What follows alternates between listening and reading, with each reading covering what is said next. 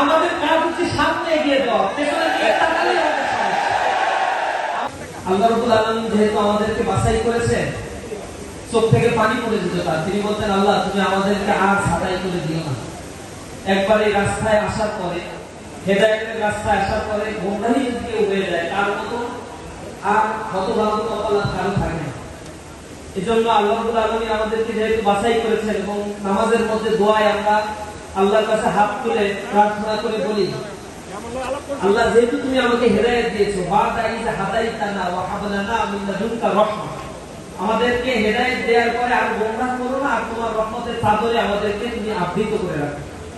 আমরা ইসলামী আন্দোলনের যারা কর্মী হয়েছি, আপনারা এখানে সবাই আমার চাইতে অনেক সিনিয়র। আল্লাহ রাব্বুল আলামিন এই রাস্তায় আপনাকে আমাদেরকে আসার সুযোগ দান করেছে, জন্য আল্লাহর কাছে শুকরিয়া আদায় করি, আলহামদুলিল্লাহ। আমি কিছু নিবেদন এবং অনুরোধ জানাবো। এক নম্বর হচ্ছে, আমাদের এই আন্দোলনের পথটা অনেক কণ্ঠকাঠি। আল্লাহ রাব্বুল আলামিন খুব সহজ রাস্তায় আমাদেরকে এই পথে, জান্নাতের পথকে আল্লাহ রাব্বুল আলামিন সহজ করেন নাই, কিন্তু কর্মের মাধ্যমে আমাদেরকে এই রাস্তাকে সহজ করে জান্নাতের পদযাত্রী হতে হবে। এই কারণে আমাদের পেছনে যত আন্দোলনের পরিসর বড় হতে থাকে, তত ষড়যন্ত্র আমাদেরকে আচ্ছন্ন করতে থাকে। অনেকে দেখবেন তারাও ইসলামী আন্দোলন, ইসলামের কথাগুলো বললেও এই সমাজ ব্যবস্থায় তাদের উপরে যে পরিমাণে তীব্রতা বিরোধী দল থেকে আসা দরকার ছিল, সেগুলো দেখা যায় না। এর একটা কারণ হচ্ছে, তারাও যদি বড় হয়, তাদের পরিসর যদি ইফেক্ট ফেলানোর মতো কিছু হয়, সমাজকে কন্ট্রোল করার মতো কিছু হয়, তাহলে তাদের ব্যাপারে একই বিষয়গুলো এই বিরোধী পক্ষের থেকে আসবে। কুফর মিল্লাত ওয়াহিদ, কাফেররা হচ্ছে একই মিল্লাত, সব একসাথে হয়ে আগ্রাসী মনোভাব তার উপরে প্রদর্শন করে। জামাত ইসলামী এখন বাংলাদেশের ইসলামী আন্দোলন তথা ইসলামী তাহজিব তামাদ্দুন, ঈমান আকীদা যারা লালন করে এবং মানবতার কথা যারা বলে, অন্যায় দুর্নীতি দুঃশাসন এর বিরুদ্ধে যারা কণ্ঠ উঁচু করে, জুলুম নির্যাতনের রক্ত চক্ষুকে উপেক্ষা করে ইসলামী আন্দোলনের রাস্তায় হাতে এবং শাহাদাতের ঘোষণা পেশ করার জন্য তারা নিজেদেরকে এই পথে শামিল করেছে। এই মানুষদের উপরে এখন জুলুম নির্যাতন নিষ্পেষণ ব্লেম গালি গালাজ সবকিছুই তাদের উপরে আছে। এবং এমন লোকের কাছ থেকে ফতোয়া শুনতে হবে যারা আমাদেরকে রাজনৈতিকভাবে নির্মূল করে দেয়, আবার আমরা ইসলামী দল কিনা, ইসলাম অনুযায়ী চলি কিনা, এইসব কথাও তারা বলে। তো এগুলো তারা বলে, আমরা তার প্রত্যুত্তর দিই না। পার্সোনালি আমি তো দেই না, ছাত্র শিবিরের দায়িত্বশীলদের আমরা এই দিয়ার ক্ষেত্রে বলেছি, এইসব কাজ পেছনে থেকে যারা আমাদেরকে ছেড়ে ধরে, তাদের কাজ হচ্ছে পেছনে থাকে। আমাদের কাজ হচ্ছে সামনে এগিয়ে যাওয়া, পেছনে দিকে তাকালেই আমাদের সমস্যা। আমাদেরকে যারা শেষ করে দিতে চায়, তাদেরকে আমরা বলি, আমারে ঘর ভাঙিয়াছে দেবা, আমি বাঁধি তার ঘর।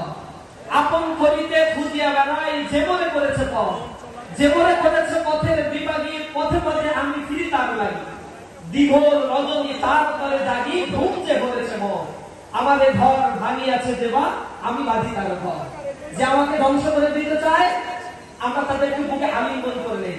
যে যারা আমাদেরকে রাজনৈতিক নির্মূল করতে চায়, আমরা তাদেরকে ভালোবাসা দিয়ে তাদের রাজনৈতিক ওই বাঁকা পথ থেকে সোজা সিরাতুল মুস্তাকিমের পথে তাদেরকে নিয়ে আসতে চাই। এজন্য গালিগালাজ করে কোনোভাবেই কোনো আদর্শকে ধ্বংস করা সম্ভব নয়। জামাত ইসলামী শাওলা পাতার উপরে ভেসে থাকা কোনো পানি নয়। জামাত ইসলামী কচু পাতার উপরে ভেসে থাকা কোনো পানি নয়। জামাত ইসলামীর শেকড় অনেক গভীরে।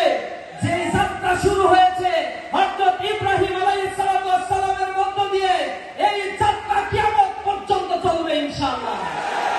যদি কেউ বলে আমাদের পথের সীমানা কোথায়, আমরা বলি আমাদের পথের সীমানা সেই জান্নাতে যাওয়ার আগ পর্যন্ত এই গতিপথ চলতে থাকবে। উদয় অথবা অস্ত্রের কোনো ক্রান্তি আমাদেরকে বিমর্ষ করে তুলতে পারে না। শাহাদাত আমাদের আরাধ্য, তা বুকে লালন করেই চলার জন্যই আমরা প্রতিজ্ঞাবদ্ধ হয়েছি। সুতরাং আমাদেরকে সেই চরিত্র, মাধুর্য এবং নৈতিকতা নিয়ে মানুষের সমস্যার সমাধানের জন্য সমাজের অংশ হয়ে আমাদেরকে কাজ করতে হবে। জামাত ইসলামের যে স্লোগান, জামাত কর্মী হচ্ছে সমাজকর্মী।